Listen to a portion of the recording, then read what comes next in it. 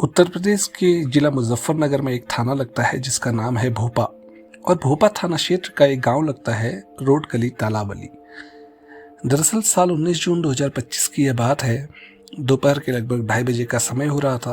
एक व्यक्ति जिसका नाम मोहम्मद वसीम होता है, चंडीगढ़ से अपनी पत्नी को इसी भोपा का जो गांव लगता है रोडकली तालाबली, वहां पर मुस्कान को फ़ोन करता है और फ़ोन करने के बाद उसे हालचाल पूछता है। वसीम वेल्डिंग का काम करता है और 2 दिन पहले ही अपने गांव से अपने काम की ओर निकला था। बात करते करते अपने बच्चों के बारे में जब वो पूछता है तो मुस्कान बोलती है कि अभी 12 बजे बच्चों ने चाय और बिस्किट खाया है और बच्चे अभी आराम कर रहे हैं। मुस्कान जाकर देखती है तो बच्चे सो रहे थे, लेकिन बच्चों में कोई हरकत नहीं होती। बच्चे हिलते डुलते भी नहीं हैं। इस पर मुस्कान वसीम को बोलती है कि बच्चे कोई हरकत नहीं कर रहे हैं, मैं जगाने की कोशिश कर रही हूँ तो बच्चे हिल भी नहीं रहे हैं। इसके बाद मुस्कान फ़ोन काट देती है और दोनों बच्चों को सीने से लगा लेती है और उन्हें जगाने की कोशिश करती है।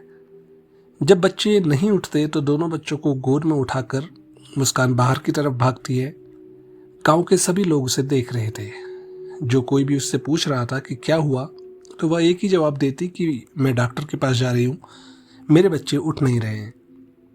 नज़दीकी डॉक्टर के पास पहुंचने पर मुस्कान डॉक्टर को बोलती है कि डॉक्टर साहब देखिए, मेरे बच्चे हिलडुल भी नहीं रहे हैं। इन्होंने 12 बजे चाय और बिस्किट खाया था और उसके बाद ये सो गए थे और अभी 2:30 बज रहे हैं, लेकिन ये उठ नहीं रहे हैं। ये सुनकर डॉक्टर मुस्कान को भरोसा दिलाता है कि उनके बच्चे ठीक हैं और जैसे ही डॉक्टर बच्चों को चेक करते हैं, उनकी नब्ज़ टटोलते हैं, आखिरकार डॉक्टर भी सर झुकाकर जवाब दे देते हैं क्योंकि दोनों बच्चे मर चुके थे। अब मामला गंभीर था क्योंकि एक साथ एक ही घर के 2 बच्चों की मौत हो चुकी थी। खबर पूरे गांव में और इलाके में आग की तरह फैल चुकी थी। वसीम बार बार मुस्कान को फ़ोन कर रहा था, लेकिन मुस्कान फ़ोन नहीं उठा रही थी। आखिरकार मुस्कान फ़ोन उठाकर बता देती है कि दोनों बच्चे मर चुके हैं। मुस्कान दोनों बच्चों को लेकर घर आ जाती है और दोनों बच्चों की लाशों को बिस्तर पर लेटा दिया जाता है और उन्हें चादर से ढक दिया जाता है। अब इंतजार हो रहा था वसीम और बाकी रिश्तेदारों के आने का कि एक बार सारे लोग आ जाएं तो फिर आगे की कार्रवाई की जाए। धीरे धीरे सारे रिश्तेदार इकट्ठा हो जाते हैं और सभी लोग वसीम के घर पर आ जाते हैं। इससे पहले कि वसीम घर पर आता, नज़दीकी पुलिस स्टेशन से पुलिस उनके घर पर आ जाती है और बोलती है कि हम दोनों बच्चों की मौत की जानकारी जुटाने आए हैं। इस पर वसीम के 2 भाई भी वहां आ जाते हैं और वो पुलिस को बोलते हैं कि साहब आप चिंता मत कीजिए, हम खुद पता कर लेंगे कि आखिर क्या हुआ है, इन दोनों बच्चों की मौत कैसे हुई। इस पर पुलिस बोलती है कि आप ऐसे पता नहीं कर सकते हैं, दोनों बच्चों की बॉडी का पोस्टमार्टम हमें करवाना पड़ेगा। पुलिस और बाकी गांव के लोगों में काफ़ी बहस होती है। पुलिस चाहती थी कि शवों का पोस्टमार्टम कराया जाए, लेकिन रिश्तेदार और गांव के बाकी लोग इस पक्ष में नहीं थे क्योंकि वह नहीं चाहते थे कि इन छोटे छोटे बच्चों के शरीरों को काटा जाए या फिर फाड़ा जाए। काफ़ी देर बहस होने के बाद गांव वाले और रिश्तेदार इस बात पर रुक जाते हैं कि एक बार वसीम को आने दीजिए, उसके बाद वसीम जो कहेगा वही होगा। पुलिस भी मान जाती है और वसीम के आने का इंतजार किया जाता है, जो कि चंडीगढ़ से अपने गाँव की तरफ निकल चुका था। आखिरकार वसीम आ जाता है और सभी की सहमति से शवों का पोस्टमार्टम हो जाता है। पोस्टमार्टम की रिपोर्ट में भी कुछ खुलासा नहीं हुआ।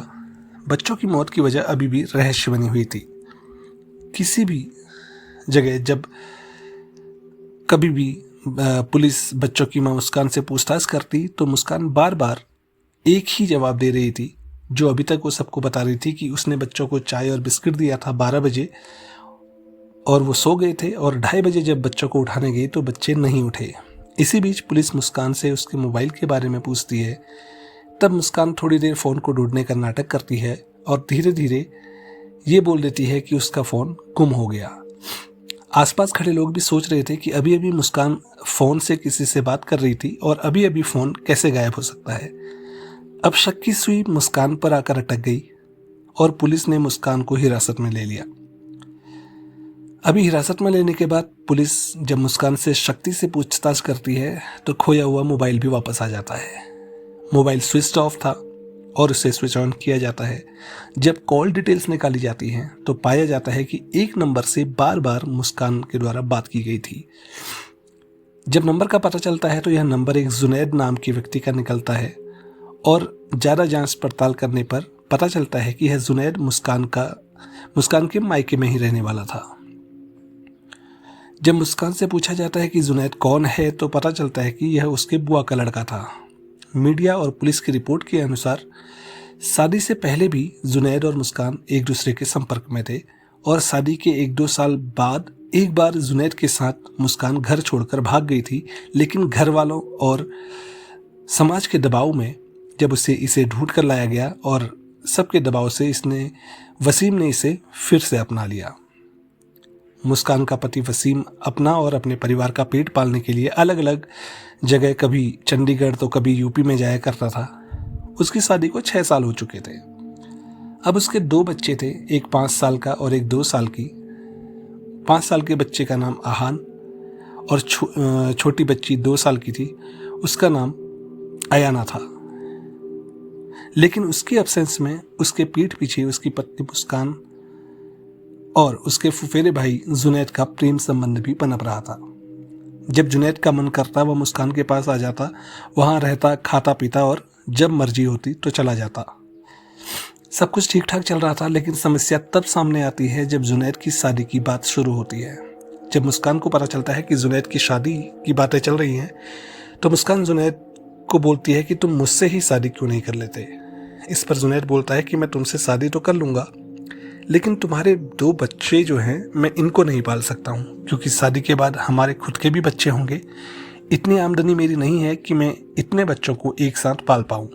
यह सुनकर मुस्कान का शैतानी दिमाग जाग जाता है और वो बच्चों को रास्ते से हटाने के बारे में सोच लेती है। अब बात 19 जून की थी।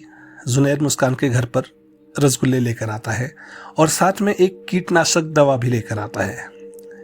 ये दोनों रसगुल्लों के बीच में कीटनाशक दवा डाल देते हैं और वे रसगुल्ले बच्चों को खाने के लिए दे देते हैं। जैसे ही बच्चे रसगुल्ले खाते हैं, थोड़ी देर बाद बच्चे बेहोश हो जाते हैं और उसी की कुछ देर बाद बच्चे दम तोड़ देते हैं।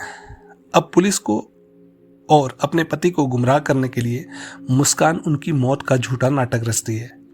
उसे पता था कि वसीम अपने बच्चों से बात करने के लिए रोज फ़ोन करता है और जैसे ही वसीम आज उसे फ़ोन करता है और बच्चों के बारे में पूछता है और बच्चों से बात कराने के लिए कहता है तो वह चाय और बिस्किट वाली झूठी कहानी वसीम को सुना देती है। लेकिन जब पुलिस शक्ति से पेश आती है और सब कुछ सामने आ जाता है तो पता चलता है कि मुस्कान और जुनैद ने मिलकर बच्चों को रसगुल्लों के बीच में कीटनाशक दवा भरकर खिलाई थी, जिससे बच्चों की मौत हो गई। अब पुलिस मुस्कान को तो घटनाक्रम वाले ही दिन गिरफ्तार कर लेती है, लेकिन अभी जुनैद का कुछ भी पता नहीं था। तो जुनैद को घटना के कुछ दिन बाद जौली नहर के पास से गिरफ्तार कर लिया जाता है। अब पुलिस रिपोर्ट के अनुसार दोनों आरोपी पुलिस की गिरफ्त में हैं। पुलिस आगे की कार्रवाई कर रही है और शायद जल्द ही दोनों को सजा भी मिल जाएगी। भविष्य में कोर्ट का क्या निर्णय होगा इसका अभी भी कुछ पता नहीं, लेकिन पुलिस अपनी पूरी कोशिश कर रही है कि सारे सबूत जुटाकर इन दोनों को कड़ी से कड़ी सजा दिलाई जाए, ताकि समाज के पास ऐसा कुकर्म न करने का एक अच्छा मैसेज जाए। आज के लिए बस इतना ही, और ऐसी ही सच्ची घटनाओं पर आधारित अपराधों को सुनने के लिए और उनसे कुछ नया सीखने के लिए हमारे चैनल को सब्सक्राइब करें और वीडियो को ज़्यादा से ज़्यादा लोगों तक शेयर करें, ताकि समाज के हर व्यक्ति तक ये घटना पहुंच पाए।